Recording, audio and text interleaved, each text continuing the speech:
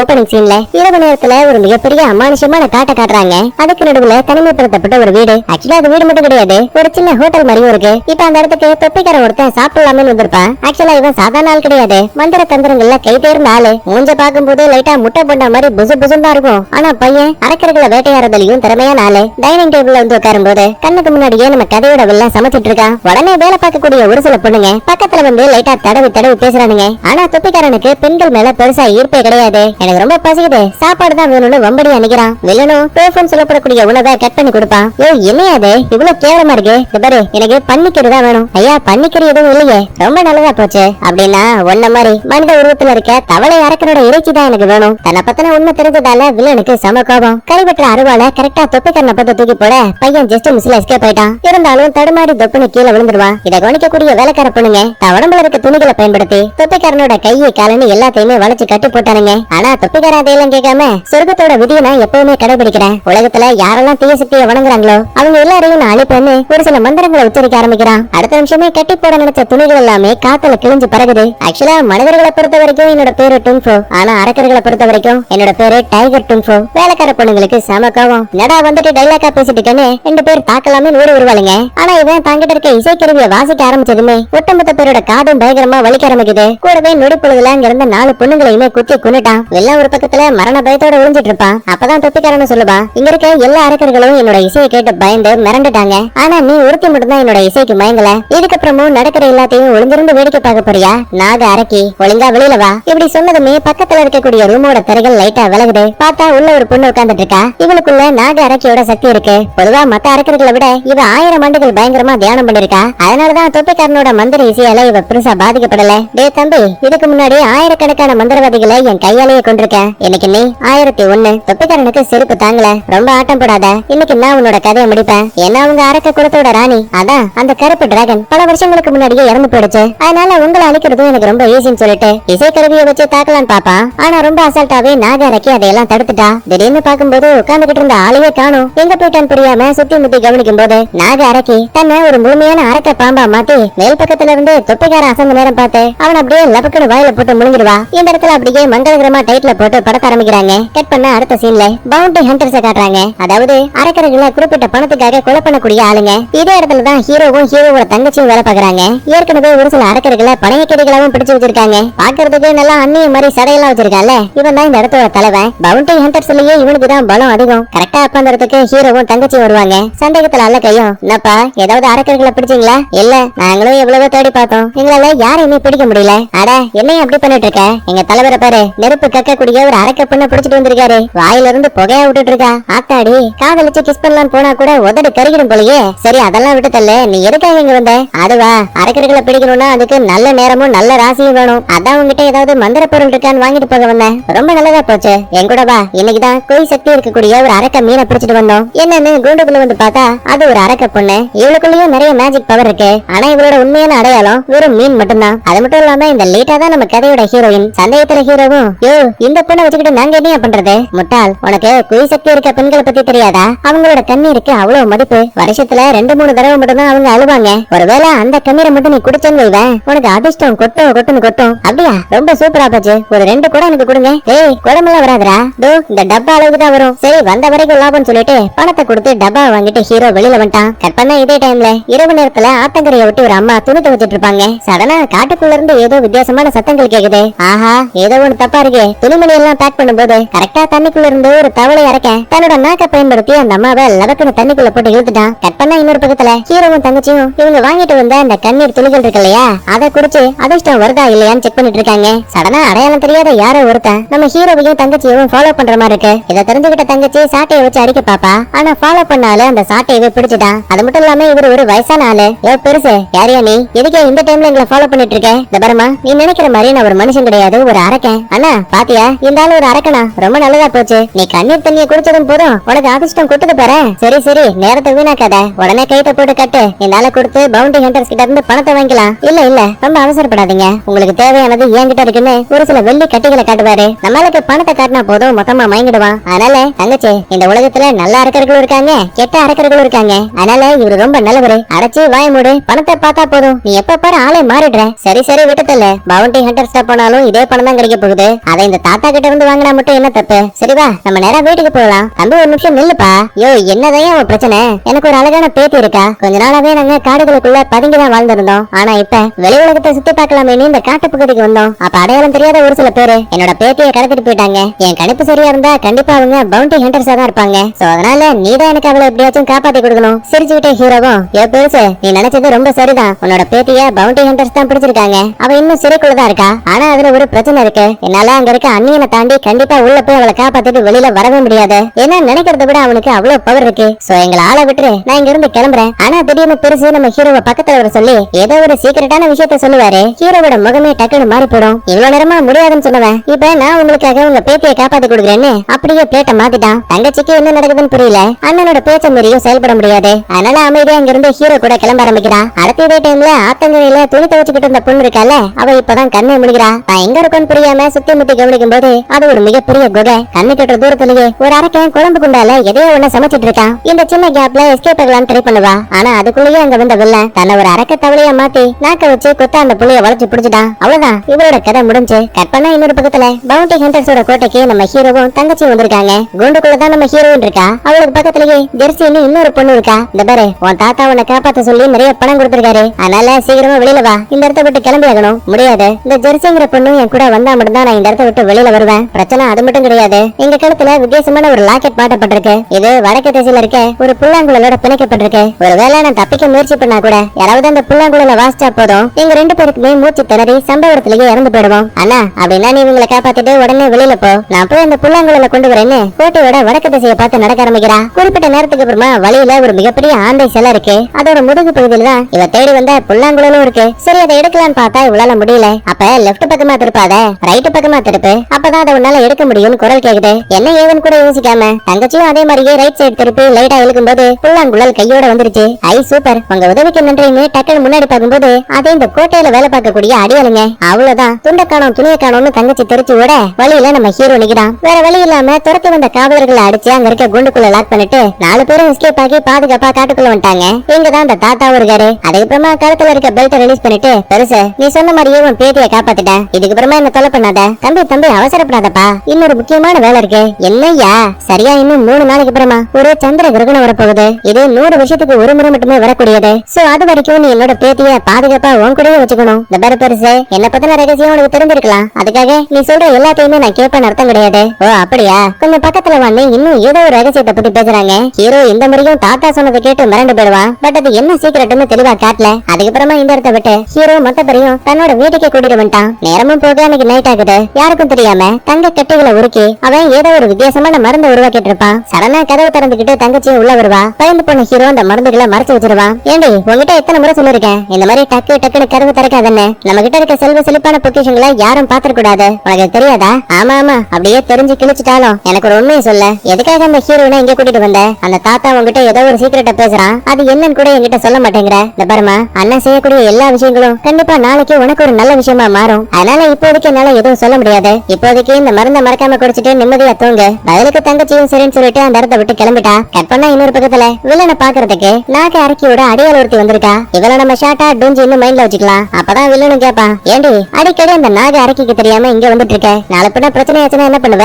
அதான் நீங்க இருக்கீங்கல்ல, எனக்கு ஏதாவது ஒண்ணுன்னா பாக்க மாட்டீங்க. இப்படி எல்லாம் பேசிதான் எங்களோட வாழ்க்கையவே கெடுக்கிற. அதெல்லாம் விட்டு தள்ளுங்க தலைவரே. நம்ம நினைச்சபடி திட்டம் ரொம்ப நல்லபடியா போயிட்டு இருக்கு. நாக அரக்கிக்கு தேவையான எல்லா வித ஆன்மாக்களும் கிடைச்சாச்சு. இன்னும் சரியா 3 நாள் கிரகணத்துக்காக காத்திருந்தா மட்டும் போதும். ஆனா அதுக்கு முன்னாடி நீங்க அந்த மருந்து உருவாக்கிட்டீங்களா பாரு. சரியா 120 ஆட்களை பலி கொடுத்து நான் இந்த வித்தியாசமான மருந்து உருவாக்கி இருக்கேன். இன்னைக்கு நைட்டு நம்மளோட ஆட்டம் ஆரம்பிக்க போகுது. இப்படி எல்லாம் இவங்க ஒரு பக்கத்துல டைலாக் பேசிட்டு இருக்க, இன்னொரு பக்கத்துல தன்னோட அறையை விட்டு ஹீரோ வெளியில வந்து பாக்கும்போது ஹீரோயின் வரும்போது தான் கூட ஒரு ஃப்ரெண்ட கூட்டிட்டு வந்திருப்பால, அவ ரத்த வெள்ளத்துல சுருண்டு கீழே கிடக்குறா. என்னாச்சு ஏதாச்சுன்னு கேட்கும்போது பவுண்டி ஹண்டர்ஸோட ஆளுங்க இங்க வந்தாங்க. என்னால முடிஞ்ச வரைக்கும் எவ்வளவோ தடுக்க பார்த்தேன். ஆனா அவங்க ஹீரோயின், தாத்தா, அப்புறம் உங்களோட தங்கச்சி இந்த 3 பேரையும் கடத்திட்டு போயிட்டாங்க. இதை சொல்லி முடிச்சிட்டு பாவம் அந்த ஃப்ரெண்டுக்கார புள்ள இறந்து போயிட்டா. அவளோட உடம்பும் காத்தோட காத்த அழிஞ்சு போயிடுச்சு. அடுத்த இதே டைம்ல அண்ணியனை காட்டுறாங்க. கடத்திட்டு வந்த தாத்தாவை கட்டி போட்டு கத்தியை வச்சு பயங்கரமா குத்தி டார்ச்சர் பண்ணிட்டு இருக்கான். உங்களுக்கு என்ன தைரியம்? நான் வேட்டையாடி கொண்டு வந்த ஆளுகே தப்பிக்க வச்சிருக்கீங்க. இதுக்கெல்லாம் சரியான தண்டனை. அணவனுவா உன்னை சித்திரவதை பண்ணி சாகடிப்பேன். இல்ல, உன்னால முடியாது. கண்டிப்பா எங்களை காப்பாத்த ஒருத்தன் இங்க வருவான்.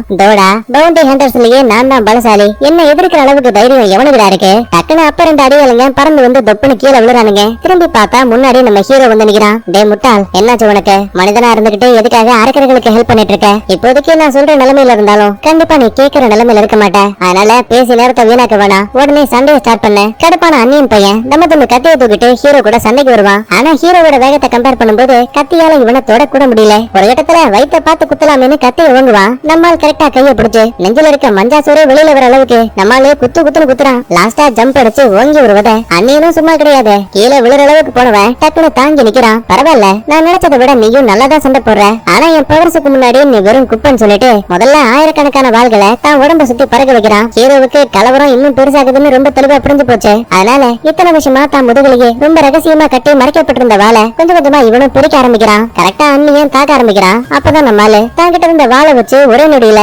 அவ்வளவு பெரிய தாக்குதலையே தடுத்துட்டான். முதல் முறையா தனக்கு நிகரான சக்தி ஹீரோவுக்கு இருக்குங்கிற விஷயத்தை புரிஞ்சுக்கிட்டு அண்ணியனுக்குள்ள இருக்க கோபம் அதிகமாகுது. அதனால நூத்துக்கணக்கான வாள்களை இன்னும் ஆயிரக்கணக்கான வாள்களா மாத்தி தாக்க ஆரம்பிக்கிறான். பொறுத்து போன ஹீரோவால தாங்க முடியல. ஒரு கட்டத்துல வாளோட சக்தியை பயன்படுத்தி ஓங்கி ஒரு வெட்டு வெட்டுவான் பாருங்க. அவ்வளவுதான், அண்ணியின் உடம்புலயே மார்க்க வச்சு கோடு போட்ட மாதிரி உடம்புல ரத்தம். கரெக்டா சாகிறதுக்கு முன்னாடி நம்ம ஹீரோ ஒரு சாதாரண மனுஷன் கிடையாது, அரக்கங்கிற உண்மையை சொல்லிட்டு இறந்து போயிடுவான். இந்த விஷயத்த கூண்டுக்குள்ள அடைக்கப்பட்டிருந்த ஹீரோயின் மட்டும் தான் பாத்திருப்பா. தங்கச்சி மயக்கத்திலேயே இருந்திருப்பா. சோ அதனால ஹீரோ ஒரு அரக்கங்கிற உண்மை இவளுக்கு மட்டும் தெரியாது. அதுக்கப்புறமா 3 பேருமே காப்பாத்தியாச்சு. அப்பதான் தாத்தாவை சொல்லுவாரு, என் உடம்புல எக்கச்சக்கமான காயங்கள் இருக்கு. சோ கண்டிப்பா என்னால உயிர் பிழைக்க முடியாது. தம்பி, என்னோட கடைசி ஆசையா நான் போனதுக்கு அப்புறமா நீதான் என்னோட பேத்திய பாதுகாப்பா பாத்துக்கணும். இறக்கப்பட்ட ஹீரோவும் சரின்னு சொல்லிட்டு தாத்தா இறந்து போனதுக்கு அப்புறமா நம்ம ஹீரோயினை கூட்டிக்கிட்டு அங்க இருந்து வெளியில வந்துருவான். அன்னைக்கு நைட்டு காட்டுக்குள்ள ஓய்வு எடுத்துட்டு இருப்பாங்க. அப்ப ஹீரோயின் மட்டும் ஃபுல்லா சரக்கு அடிச்சு மட்டையாயிட்டா. உடனே அவளை தூக்கிட்டு வந்து நேரா வீட்டுல படுக்க வைக்கிறான். இதே டைம்ல ஹீரோவுக்கு ஒரு சின்ன கனவு. அதுல ஹீரோ ஒரு கருப்பு காஸ்டியூம்ல காட்டுக்கு நடுவுல நிக்கிற மாதிரியும் அவனோட எதிர் திசையில இவனோட தங்கச்சி சின்ன பொண்ணா நிக்கிற மாதிரியும் தெரியுது. ஆனா குரல் மட்டும் கேட்கறதுக்கு படு பயங்கரமா இருக்கு. சடனா தூக்கத்தை விட்டு கண்ண முடிக்கும் போது இவன் மேல ஏறோ படுத்திருக்க மாதிரி இருக்கு. ஆரம்பத்துல ஹீரோ தங்கச்சின்னு தான் நினைப்பான். ஆனா உத்து பாக்குறப்பதான் தெரியுது அது நம்ம ஹீரோயின். பைபிள்ல அரை போதையில கீழே படுக்க வச்சிருந்தா இப்ப மேல வந்து ஹீரோவை கட்டி பிடிச்சு தூங்கிட்டு இருக்கா. அடுத்த இன்னொரு பக்கத்துல நாங்க அரக்கிய காட்டுவாங்க. பக்கத்துலயே அடியாளன டூம்ஜி நிக்கிறா. தலைவி, நினைச்சதை விட உங்களுக்குள்ள இருக்க பலம் அதிகமாக போகுது. ஆனா அதுக்கு கிரகணம் வரைக்கும் காத்திருக்கணும். ரொம்ப சரியா சொன்ன. கூடிய சீக்கிரமே அந்த குய் சக்தி இருக்கக்கூடிய பொண்ணையும் நான் தேடி கண்டுபிடிப்பேன். சரி தலைவி, அதெல்லாம் இருக்கட்டும். நீங்க வேலை பார்த்து ரொம்ப கழிச்சு போயிட்டீங்க. அதனால இந்த சூப்பை கொஞ்சம் குடிங்க. என்ன ஏதுன்னு கூட யோசிக்காம நாக அரக்கியும் அந்த சூப் எடுத்து குடிக்க அடுத்த நிமிஷமே ரத்தம் கக்கி பைபிள்ல அதே இடத்துல இறந்து போயிட்டா. கரெக்டா சிரிச்சுக்கிட்டே அப்ப அங்க வந்த வில்ல, என் திட்டம் நல்லபடியா வேலை செய்து போல. கொஞ்சம் யோசிச்சு பாரு, இந்த நாக அரக்கி ரொம்ப வருஷமா இந்த ஹோட்டலை விட்டு வெளியில போனதே கிடையாது. திங்கிறது தூங்குறதுன்னு ஒரே இடத்துல வாழ்க்கையை ஓடிட்டு இருக்கா. இவளுக்கு போய் இந்த டிராகனோட சக்தி கிடைச்சா என்ன ஆகும்? அதனாலதான் நான் ஒரு சின்ன பிளான் போட்டேன். வேலைக்காரனா இருக்கேன்னா எஜமான மாற வேண்டிய நேரம் வந்தாச்சு. கருப்பு டிராகனோட சக்தி எனக்கு கிடைக்கும் போது அரக்கர்களும் மனிதர்களும் நம்மள பார்த்து தலை வணங்குவாங்க. உடனே டெம்ஜி உள்ள பூந்து, தலைவரே, நான் உங்களுக்கு எவ்வளவு சேவை பண்ணிருக்கேன், என்ன கைவிட்டுற மாட்டீங்களே, கவலைப்படாத, நான் ராஜாவா இருந்தா கண்டிப்பா நீதான் தளபதி. இப்பதான் பவுண்டி ஹண்டர்ஸ் கிட்ட இருந்து ஒரு செய்தி வந்துச்சு. அவங்க பிடிச்சு வச்சிருந்த குய் சக்தியை கொண்ட ஒரு பொண்ணு அவங்க டீம்ல இருந்த ஹீரோவாலேயே காப்பாற்றப்பட்டிருக்கா. சோ நீ எப்படியாச்சும் தேடி கண்டுபிடிச்ச ஹீரோவோட கதையை முடிச்சு அவன் பாதுகாப்புல இருக்க ஹீரோனையும் என்கிட்ட கொண்டு வரணும். பதிலுக்கு இவ்வளவு சரின்னு சொல்லிட்டு அந்த இடத்தை விட்டு கிளம்பிட்டா. கட் பண்ண இதே டைம்ல நம்ம ஹீரோ வழக்கம் போல ஒரு கெட்ட கனவு நினைச்சு பார்த்து தூக்கத்தை விட்டு கண்ண முழிக்கிறான். வெளியிலேயே தங்கச்சி சோகத்தை உட்காந்துட்டு இருக்கா. என்னாச்சு, நீ மட்டும் தனியா உட்காந்துட்டு இருக்க? கூடவே இந்த சரக்கு டீன் எல்லாம் யாரு காலி பண்ணது? வேற யாரு? நீ புதுசா கூட்டிட்டு வந்த ஹீரோயின் தான். ஒரே நைட்ல இவ்வளவு சரக்கையும் கொடுத்திருக்கா. என்ன ஏதுன்னு கேட்டா தாத்தா இறந்து போனதால சோகமா. சரி, இப்ப அவ எங்க இருக்கா? தோ அதிகமா சரக்கு அடிச்சதால தன்னோட மனித உருவத்தை விட்டு மீன் உருவத்துக்கு மாறிட்டா. அதுக்கப்புறமா அந்த மீனை தூக்கிட்டு நேரா பெட்டுக்கு வந்துட்டான். அடுத்த கொஞ்ச நேரத்திலேயே மீன் உருவத்துல இருந்த ஹீரோயினும் மனித உருவத்துக்கு மாறிட்டா. போர்வையை லைட்டா தூக்கி பார்த்தா ஒட்டு துணியை கூட காணும். யோ, என்னையா பண்ண? என் துணி எல்லாம் எங்க? ஏண்டி நைட்டு ஃபுல்லா தண்ணி அடிச்சு நீ மீனாவே மாறிட்ட. அச்சோ பாவன் இறக்கப்பட்டு நான் தான் உன்னை பெட்ல கொண்டு வந்து படுக்க வச்சேன். ஆனா கவலைப்பட தேவையில்லை, உன் உடம்புக்கு மேல போர்வை இருந்துச்சு. சோ அதனால எந்த ஒரு உடல் பாகத்தையும் நான் பாக்கல. பரவாயில்லையே, பையன் ரொம்ப நல்லவனா இருக்கான்னு கொஞ்சம் கொஞ்சமா ஹீரோயினுக்கு ஹீரோ மேல ஒரு லவ் வருது. சடனா அப்ப அங்க வந்த தங்கச்சியும், அண்ணா பவுண்டி ஹண்டர்ஸ் கிட்ட இருந்து எங்களை எப்படி காப்பாத்தின? முக்கியமா அங்க இருந்த அண்ணிய உன்னை விட ரொம்ப பலசாலியாச்சே, அவனை எப்படி தூக்கடிச்ச? இந்த மாதிரி நிறைய கேள்விகளை கேட்டுட்டேன். ஆனா இப்ப வரைக்கும் நீ பதிலே சொல்லல. இப்போதைக்கு அதை பத்தி பேச வேணாம். ஹீரோயின் மனசளவுல ரொம்ப பாதிக்கப்பட்டிருக்கா. அதனால அவ பாத்திங் டப்ல குளிக்கிற அளவுக்கு நீதான் சுடுதண்ணி எல்லாம் வச்சு கொடுக்கணும். அஸ்கு புஸ்கு இவங்க வருவாங்களா? நாங்க சுடுதண்ணி வைக்கணுமா? விட்டா சோறு வச்சு ஊட்டி உண்ணுமோ? பாருமா, அண்ணன் சொன்னா கேட்கணும், அண்ணாந்து பாக்கணும். இந்த பாட்டு உனக்கு ஞாபகம் இருக்கா? அடச்சி, சின்ன வயசுல தூங்க வைக்கிறதுக்கு ஏதோ ஒரு பாட்டை பாடிட்டு இப்ப ஏன் என்ன சாவடிக்கிற? உனக்கு என்ன சுடுதண்ணி வைக்கணும், அவ்வளவுதானே, பண்ணி தொலைற. அடுத்த இதே டைம்ல பவுண்டி ஹண்டர்ஸ்ல அந்த அண்ணியன் இறந்து போனால ஹீரோவோட கையால. இதை தெரிஞ்சுக்கிட்ட அண்ணியனோட தம்பியும் தங்கச்சியும் பழி வாங்குறதுக்காக பவுண்டி ஹண்டர்ஸோட கோட்டையை நோக்கி போயிட்டு இருக்காங்க. இதுல இந்த தம்பிக்காரனா கேடு பையன் மைண்ட்ல வச்சுக்கலாம், கூட இருக்க தங்கச்சிய ஜோனு மைண்ட்ல வச்சுக்கலாம். வேகமா ஓடி வந்த கேடு பையன் பாதையிலேயே ஸ்டாப் ஆயிட்டான். தங்கச்சி சந்தேகத்துல என்ன ஆச்சுன்னு கேப்பா. இந்த பாரு, என்னதான் பழி வாங்குற எண்ணம் நமக்குள்ள அதிகமா இருந்தாலும் கூட இயற்கையை மீறி என்னால எதுவும் பண்ண முடியாது. டே அண்ணா, என்னடா பேசிட்டு இருக்க? அட உற்சாகமா கொஞ்சம் இதே இடத்துல வெயிட் பண்ணு, நான் ஒதுங்கிட்டு திரும்ப வரேன். ஆனா மானம் கிட்டவனே, அண்ணன் உயிர் போயிருக்கு, உனக்கு உச்சா போறதாடா முக்கியம்னு மனசுக்குள்ளேயே திட்டிட்டு இருக்கா. கட் பண்ணா அன்னைக்கு நைட்டு ஹீரோவோட தங்கச்சி ரூமுக்கு வரும்போது அங்க ஹீரோயின் கண்ணாடியை பார்த்து மேக்கப் பண்ணிட்டு இருக்கா. அடே என்ன இது? அதுவா, உங்க அண்ணன் எனக்கு ரொம்ப பிடிச்சிருக்கு, அதான் அவருக்கு பிடிச்ச மாதிரியே நானும் உடைகளை மாத்தலாம் ஐடியா பண்ணிருக்கேன். நானும் கவனிச்சுக்கிட்டு தான் இருக்கேன். நாளுக்கு நாள் உன்னோட ஆட்டம் அதிகமா தான் இருக்கு. சரி சரி, அதெல்லாம் விட்டு தள்ள. உன் அண்ணனுக்கு எந்த மாதிரி இருந்தா ரொம்ப பிடிக்கும்? இப்படி கேட்டா நான் என்ன சொல்றது? இதுக்கு முன்னாடி என் அண்ணன் எந்த ஒரு பொண்ணையும் ஏறெடுத்து பார்த்தது கிடையாது. வேணும்னா நமக்குள்ள ஒரு சின்ன டீல் வச்சுக்கலாம். உனக்குள்ள இருக்க மேஜிக் பவரை பயன்படுத்தி என்னோட உடைகளை பாக்குறதுக்கு ரொம்ப அழகா மாத்தனா என் அண்ணனுக்கு எந்த மாதிரி பொண்ணு பிடிக்கும், எந்த மாதிரியான உடைகள் பிடிக்கும்னு அவங்கிட்ட கேட்டு நானே உங்ககிட்ட சொல்லுவேன். ஹீரோயினுக்கும் இது ஒரு நல்ல ஐடியான்னு தோணுது. அதனால தங்கச்சிக்கு புது புது ட்ரெஸ் கொடுத்து அவளை ஓரளவுக்கு இம்ப்ரெஸ் பண்ணிட்டு இருக்கா. கட் பண்ண இதே டைம்ல பவுண்டி ஹண்டர்ஸோட கோட்டைக்கு ஜோவும் கேடு பேன வந்துட்டாங்க. இறந்து போன அண்ணன் உடம்ப பார்த்ததுமே பயபுலங்களுக்கு சம கோபம். உடம்புல இருக்க காயங்களை கவனிக்கும் போது ரொம்ப தெளிவா தெரியுது, டேமன்ஸோட வாழ வச்சிருக்கக்கூடிய ஆள் தான் இந்த கொலையை பண்ணிருக்கணும். சோ உடனே அவனை தேடி கண்டுபிடிக்கணும்னு இவங்க ஒரு பக்கத்துல கிளம்புறாங்க. கட் பண்ண அடுத்த நாள் காலையில நம்ம ஹீரோ வீட்டு வாசல்ல உட்கார்ந்துட்டு இருப்பான். அப்ப இந்த நாக அரக்கியோட அடியாள் ரூக்ஸி இருக்கால, அவ முன்னாடி வந்து நிக்கிறா. ஐயா, நான் உங்க வீட்டை கடந்து போகும்போது தெரியாதனமா கால்ல அடிபட்டு கீழே விழுந்துட்டேன். தயவு செஞ்சு நீங்க தான் எனக்கு மருந்து போட்டு ஹெல்ப் பண்ணணும். அதுக்கு என்ன பண்ணிட்டா போச்சுன்னு வீட்டுக்குள்ள வர வச்சு அவ கைக்கு மருந்து போட்டு விடுவான். அசந்த கேப்ல வர்மக்கலையை பயன்படுத்தி ஹீரோவோட கதையை முடிக்க பாப்பா. ஆனா நம்ம ஆளு ரொம்ப அசால்ட்டாவே தடுத்துட்டான். சரி, இது வேலை கேட்காது, கத்தியை வச்சு ஒரு போடு போடலாமேன்னு கழுத்துக்கிட்ட கொண்டு வரும்போது நம்ம ஹீரோ சும்மா இருப்பானா? மறைச்சு வச்சிருந்த கத்தி எடுத்து இவன் அந்த பொண்ணோட கழுத்துல வச்சுட்டான். உன் பாச்சா விளையாட்டெல்லாம் என்கிட்ட பழிக்காது, உன்னை அனுப்பி வச்சது யாருன்னு மிரட்ட ஆரம்பிக்கிறான். பயந்து போன ரூப்ஸி அந்த இடத்தை விட்டு காட்டு வழியா ஓடிட்டு இருக்கா. பின்னாடியும் ஹீரோவும் ஃபாலோ பண்ணிட்டு இருக்கான். திடீர்னு அப்ப அந்த ஜோவும் கேடு பெண்ணும் முன்னாடி வந்து நிப்பாங்க. என்னதான் இருந்தாலும் ரூப்ஸியும் ஒரு அரக்கி இல்ல, அதனால துளி கூட பாரபட்சம் பார்க்காம அந்த ஜோ பொண்ணு வாழ வச்சு ஒரே விட்டு அவ்வளவுதான். ரூப்ஸியோட கதை அதே இடத்துல முடிஞ்சு போச்சு. இதை ஒளிஞ்சிருந்து கவனிக்கிற ஹீரோவும் இதுக்கு மேலேயும் இங்க இருந்த ஆபத்துன்னு சொல்லிட்டு வேக வேகமா வீட்டை நோக்கி ஓடிட்டு இருக்கான். இதுக்கடையில வில்ல பையனுக்கு தன்னோட அல்லக்கை இறந்து போன விஷயம் தெரிய வருது. அதனால ஜோவையும் கேடு பெண்ணையும் எப்படியாச்சும் பழி வாங்கணும்னு இவன் ஒரு பக்கத்துல வில்லத்தனமா சிரிச்சிட்டு இருக்கான். இந்த இடத்துல கட் பண்ணா அன்னைக்கு நைட் ஆகுது. ஹீரோயின் வீட்டை விட்டு வெளியில வரும்போது அங்க ஹீரோவோட தங்கச்சி செஞ்சு வச்ச செல்ல மாதிரி நிக்கிறா. ஏய், என்னாச்சு உனக்கு? ஏன் என் கூட பேசவே வரல? ஒருவேளை உடம்பு எதுவும் சரியில்லையோன்னு பக்கத்துல வந்து கைய வைக்கும் போது தங்கச்சி வெறி பிடிச்ச மாதிரி அட்டாக் பண்ண ஆரம்பிக்கிறா. கூடவே அவளோட கண்கள் வெள்ளை நிறத்துக்கு மாறிடுச்சு. இந்த சவுண்ட கேட்டு நல்ல வழியா அங்க நம்ம ஹீரோ வந்துட்டான். தங்கச்சியை ஒரு கயிறை வச்சு கட்டி போட்டுட்டு நேரா என் ரூம் கிட்ட போ. அங்க செவக பெட்டியில ஒரு சில மருந்துகள் இருக்கும், அதை சீக்கிரமா இங்க கொண்டு வா. உடனே ஹீரோயினும் அந்த மருந்தை கொண்டு வந்து கொடுக்க ஹீரோட தங்கச்சியோட கையில ஒரு சின்ன தழும்பு இருக்கும், அதுல ஊத்திடுவான். அடுத்த நிமிஷமே இவளும் கொஞ்சம் கொஞ்சமா சுயநினைவுக்கு திரும்பிடுவா. ஆனா பாவம் மயங்கி போயிட்டா. ஆமா, என்னாச்சு? உன் தங்கச்சி ஏன் இப்படி நடந்துட்டு இருக்கா? அப்பதான் ஹீரோவும் ஒரு கதையை சொல்ல ஆரம்பிக்கிறான். ரொம்ப வருஷத்துக்கு முன்னாடி என் அம்மா அப்பா இறந்து போயிட்டாங்க. அதுக்கப்புறமா தங்கச்சியும் நானும் மட்டும் தான் தனிமையில வாழ்ந்தோம். பொதுவா நல்ல அரக்கர்களை நான் எதுவும் பண்றது கிடையாது. ஆனா அதுவே மனிதர்களுக்கு தேங்கி விளைவிக்கக்கூடிய தீய ஆன்மாக்கள் இருக்குல்ல, அவங்களை மட்டும் நான் நொடி பொழுதுல அடிச்சிருவேன். இந்த விஷயத்தை தெரிஞ்சுக்கிட்ட இன்னும் ஒரு சில கெட்ட அரக்கர்கள் என் தங்கச்சியை கடத்தி வச்சு என்னையே மிரட்ட ஆரம்பிச்சாங்க. நீயே ஒரு அரக்க குலத்தை சேர்ந்த ஆளு, அப்ப எதுக்காக நம்ம இனத்தையே வேட்டையாடிட்டு இருக்க? ஆனா நான் அவங்களோட மிரட்டலுக்கு துளி கூட பயப்படல. சோ என்ன பழி வாங்குறதா நினைச்சு என் தங்கச்சி உடம்புக்குள்ள ஒரு அரக்கனோட குளிர் விஷத்தை வச்சாங்க. எப்பெல்லாம் பௌர்ணமி வருதோ அந்த இரவுல மட்டும் என் தங்கச்சி பயங்கரமா ரியாக்ட் பண்ணுவா. சொல்லப்போனா ஒரு அரக்க மிருகமாவே மாறிட்டு இருக்கா. சோ அவளை குணப்படுத்துறதுக்காக மட்டும்தான் நான் செய்யக்கூடாத தப்பான வேலைகளை பார்த்து அது மூலமா பணம் சம்பாரிச்சிட்டு இருக்கேன். ஏன்னா தங்க கட்டைகளை உருக்கி நான் அது மூலமா ஒரு மருந்தை உருவாக்கணும். அது என் தங்கச்சியோட காயத்துல பட்டா மட்டும்தான் அவளுக்குள்ள இருக்க வெறி கம்மியாகும். இந்த கதையை கேட்ட ஹீரோனுக்கு ஆனந்த கண்ணீர். நீ கெட்டவனா இருப்பியோன்னு தப்பு கணக்கு போட்டுட்டேன். பரவாயில்ல, விட்டுத்தல. பிரச்சனை இப்ப அது மட்டும் கிடையாது. என் தங்கச்சியை உலகத்துல இருக்க எல்லா மருத்துவர்கள்கிட்டையும் கூட்டிட்டு போயிட்டேன். ஆனா நோயை குணப்படுத்துறதுக்கான மருந்து எனக்கு கிடைக்கவே இல்ல.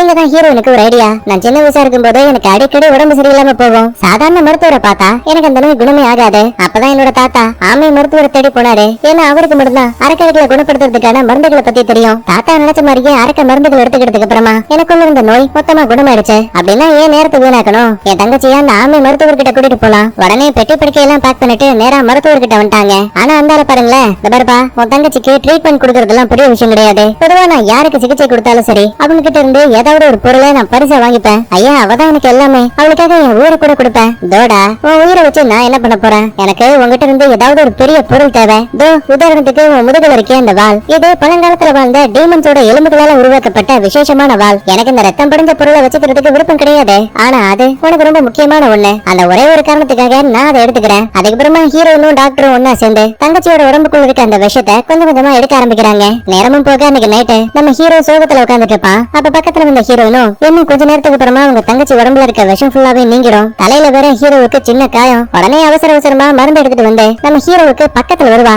ஏற்கனவே ஹீரோ மேல ஹீரோயினுக்கு லவ் இருக்கு. அதனால தன்னையே அறியாம ரெண்டு பேரும் கிஸ் பண்ற அளவுக்கு பக்கத்துல வந்துருவாங்க. கரெக்டா அப்ப ஒரு கத்தி பறந்து வருது. திரும்பி பார்த்தா முன்னாடியே நம்ம ஜோவும் கேடு பேனும் வந்து நிக்கிறாங்க. ஏன்டா உனக்கு என்ன தைரியம்? என் அண்ணன் கதையை முடிச்சிட்டு நீங்க இந்த பொண்ணு கூட கசமச பண்ணிட்டு இருக்கியா? கண்டிப்பா உன் கதையை இதே இடத்துல முடிக்கிறேன் பாருன்னு பயங்கர கோவத்தோட தாக்க ஆரம்பிக்கிறாங்க. ஆனா நம்மாலே நினைக்கிறத விட ரொம்ப திறமைசாலி. எவ்வளவு பெரிய தாக்குதலையும் கூட ரொம்ப அசால்ட்டா தடுக்கிறான். சரி இங்கதான் எப்படின்னு பார்த்தா தங்கச்சிக்கு மருந்துகளை கொடுத்துக்கிட்டு இருந்த மருத்துவர் இருக்கார் இல்லையா, அவருக்கு பின்னாடி ஒரு அரக்கன் வந்து நிக்கிறான். ஆக்சுவலா இவன் அனுப்பி வச்சது அந்த வில்லன் தான். ஏதோ ஒரு காரணத்துக்காக குய் சக்தி இருக்கக்கூடிய ஹீரோனை தேடிட்டு இருக்காங்க. வந்த அரக்கனும் ஆயுதத்தை வச்சு சர்ற மரியா தாக்குறான். ஆனா டாக்டர் முதுகுல ஆமையோட ஓடு இருக்கதால பெருசா அவருக்கு பாதிப்பு ஏற்படல. லாஸ்டா மண்டையை கட்டி ஒரு அடி போடலாம்னு பாக்கும்போது கரெக்டா ஹீரோயின் உள்ள போந்து அந்த அரக்கன் கூட சண்டை போடுவா. பதிலுக்கு அவன் சும்மா இருப்பானா, தலை தட்டா தட்டி ஹீரோயின் அங்க இருந்து தூக்கிட்டு போயிட்டான். இந்த சண்டையில பாவம் டாக்டருக்கு பயங்கரமா அடிபட்டுரும். ஆனா இருந்தாலும் கூட தங்கச்சியோட ஊரை காப்பாத்தியே ஆகணுங்கிறதுல ரொம்ப தெளிவா இருக்காரு. இதுக்கடையில ஹீரோ அந்த கேடி பையனையும் ஜோவையும் அடிச்சு போட்டுட்டு அவசர அவசரமா ஹீரோயினுக்கும் தங்கச்சிக்கும் என்னாச்சுன்னு பாக்க வரும்போது டாக்டர் சுருண்டு மயங்கியே போயிட்டாரு. தங்கச்சி உடம்புல இருந்த விஷயம் குணப்படுத்தப்பட்டாச்சு.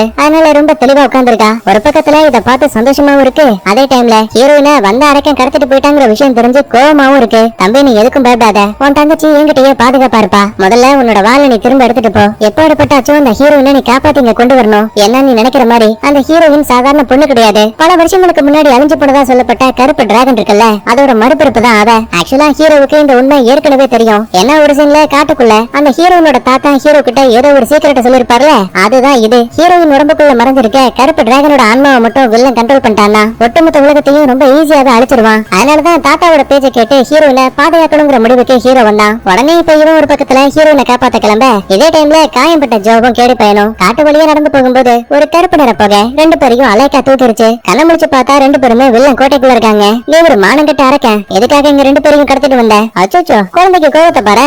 இன்னைக்குதான் நான் எதிர்பார்த்த கிரகணமே வரப்போகுது. அதனால கண்டிப்பா ஹீரோய சடங்க தடுக்கிறதுக்கு இங்க வருவான். நீங்க அவன் கூட சண்டை போட்டு ஜெயிக்கணும்ல, அதுக்காக தான் உங்களை இங்க கொண்டு வந்தேன். போன முறை ஹீரோ உங்களை தடுத்திருக்கலாம், ஆனா இந்த முறை நான் உருவாக்கி இருக்க மருந்தால உங்களுக்குள்ள இருக்க பலமும் வெறியும் 100 மடங்கு அதிகமாகும். இப்படி எல்லாம் சொல்லிட்டு மண்டையை கட்டி உரட்டி அவ்வளவுதான் ரெண்டு பேரும் அதே இடத்துல மயங்கிட்டானுங்க. அதுக்கப்புறமா வில்லன் ஹீரோனை ஒரு மேடைக்கு மேல கட்டி போட்டு ஹீரோயின் உடம்புக்குள்ள இருக்க கருப்பு டிராகனோட ஆன்மா இருக்குல்ல, அதை மட்டும் தனியா பிரிச்சு எடுக்க பாத்துட்டு இருக்கான். கரெக்டா அப்ப அந்த இடத்துக்கு ஹீரோ வேற வந்துட்டான். நேரா வில்லனை தாக்கலாமேன்னு பக்கத்துல வரும்போது வழியில ஜோவும் கேடி பையனும் வெறி பிடிச்ச மாதிரி வந்து நிக்கிறாங்க. ரெண்டு பேருக்கு இடையில டமால் டுமில் நிலவரம் ரொம்ப கலவரமாகி ஆளுக்கு ஒரு பக்கத்துல பறந்து போய் தொப்புன்னு விழுவாங்க. சோ இந்த முறையும் நம்ம ஹீரோ தான் சண்டையில ஜெயிச்சிருக்கான். அடுத்து வில்லனை தாக்கலாமேன்னு பாக்கும்போது அவன் ஹீரோயின் உடம்புக்குள்ள இருந்த கருப்பு டிராகனோட ஆன்மாவை மொத்தமா உறிஞ்சிட்டான். அது மட்டும் கிடையாது, கடைசியில ஹீரோயின் உடம்புக்குள்ளேயே போயிட்டு கொஞ்சம் கொஞ்சமா கருப்பு டிராகனையே இவன் கண்ட்ரோல் பண்ண ஆரம்பிக்கிறான். இதுக்கிடையில ஹீரோவுக்கு என்னாச்சுன்னு பாக்குறதுக்காக தங்கச்சி வேற வந்துருவா. சோ வில்லன் இதா சாக்குன்னு ரெண்டு பேரையுமே ரொம்ப அசால்ட்டா வளைச்சு பிடிச்சிட்டான். உங்களால இனிமே எப்பவும் என்ன தடுக்க முடியாது. ஏன்னா இதுக்கப்புறம் கருப்பு டிராகனா இந்த ஒட்டுமொத்த உலகத்தையும் நான் தான் ஆள போறேன். அப்பதான் ஹீரோவும் தங்கச்சியும் கத்த ஆரம்பிக்கிறாங்க. நாங்க ரெண்டு பேருமே உனக்கு எதிரிகள் கிடையாது, உன்னை காப்பாத்ததான் இவ்வளவு ட்ரை பண்ணிருக்கோம். நல்லா யோசிச்சு பாரு, தாத்தா உன்னை காப்பாத்ததான் பாவம் அவரோட ஊரை விட்டாரு. அது மட்டும் இல்லாம என் ஊரை காப்பாத்தின ஆள் கூட நீதான். சோ அதனால வில்லன் என்னதான் உன்னை கண்ட்ரோல் பண்ண நினைச்சாலும் கூட அதை தாண்டி உன்னால வெளியில வர முடியும். அப்படி இப்படின்னு நிறைய விஷயங்களை சொல்லும் போது வில்லனோட ஆன்மாவை ஹீரோயின் தான் உடம்புக்குள்ளேயே அழிச்சிட்டு மறுபடியும் சுயநினைவுக்கு வந்துட்டா. ஆனா ரொம்ப நேரத்துக்கு இதே மாதிரியே இருக்க முடியாது. ஏன்னா போன ஜென்மத்துல கருப்பு டிராகன் ஒரு கெட்ட சக்தி. இந்த ஜென்மத்துல என்னதான் ஹீரோயின் உடம்புக்குள்ள இருந்தாலுமே அதுக்குள்ள கெட்ட எண்ணங்களும் இருக்கும். சோ குறிப்பிட்ட நேரம் மட்டும்தான் ஹீரோயினால சுயநினைவுல இருக்க முடியும். அதுக்கப்புறம் அந்த டிராகன் தானாவே செயல்பட ஆரம்பிச்சிடும். நிலைமையை புரிஞ்சுக்கிட்ட ஹீரோயின் தான் உயிர் போனாலும் பரவாயில்லன்னு ஹீரோவை கண்ட்ரோல் பண்ணி அவங்கிட்ட இருக்க கத்தியை வச்சு தன்னை தானே காயப்படுத்திப்பா. கொஞ்ச நேரத்துல சாக போறோங்கிற கவலை அவளுக்குள்ள இருக்கு. ஆனா இருந்தாலும் சாகுற நேரத்துலயாச்சும் ஹீரோவோட தோல்லையே சாஞ்சுக்கிட்டு சாக போறோம்னு கண்களை மூடி தன்னோட மரணத்தை மனசார ஏத்துப்பா. இந்த இடத்துல கட் பண்ண அடுத்த நாள் காலையில விடையுது. என்னதான் நம்ம ஹீரோயின் இறந்து போயிருந்தாலும் கூட அவளோட அரக்க உருவத்துக்கு இன்னும் மரணம் கிடைக்கல. சோ அதனாலேயே ஹீரோயின் உடம்பு மறைஞ்சு அதுக்கு பதிலா ஒரு சின்ன மீனா மாறிட்டா. பக்கத்துல இருக்க குளத்துல அந்த மீனை விட்டுருவான். மறுபடியும் 1000 ஆண்டுகள் பயிற்சி பண்ணி தன்னோட மனித உருவத்தோட என்னைக்காச்சும் ஹீரோயின் தன்னை பார்க்க திரும்ப வருவாங்கிற நம்பிக்கையோட ஹீரோ அங்க இருந்து கிளம்பிடுவான். அடுத்த சில பல வருஷத்துக்கு அப்புறமா ஹீரோவும் தங்கச்சியும் வழக்கம் போல தனியா உட்கார்ந்து பேசிட்டு இருப்பாங்க. அப்ப திடீர்னு யாரோ ஒரு ஆள் கதவை திறக்கிற மாதிரி இருக்கு. பார்த்தா அது நம்ம ஹீரோயின். ஐ ஜாலி, நீ திரும்ப வந்துட்டியான்னு தங்கச்சி பக்கத்துல போய் பேசலாம்னு பாக்கும்போது ஹீரோ வேணான்னு தடுக்கிறான். என்ன ஏதுன்னு பார்த்தா ஹீரோயினோட நெத்தி பகுதியில இருந்த ஒரு சின்ன அடையாளம் மிஸ் ஆகுது. அதே மாதிரியே அவளோட உடைகளை பாருங்களேன், தீய சக்திகள் மாதிரி கருப்பு காஸ்டியூம் எல்லாம் போட்டிருக்கா. அப்படின்னா ஹீரோயின் கருப்பு டிராகன் சாகும் போது இறந்து போனதால ரெண்டு ஆன்மாக்களும் ஒன்னா சேர்ந்து இப்ப ஹீரோயினை ஒரு தீய சக்தியா மாத்திருக்கு போல. சோ சண்டை இன்னும் முடியல. இதுக்கப்புறமா கலவரமே ஆரம்பிக்க போகுதுன்னு இன்டைரக்டா சொல்லி அப்படியே இந்த இடத்துல சூப்பரா படத்தையும் முடிக்கிறாங்க.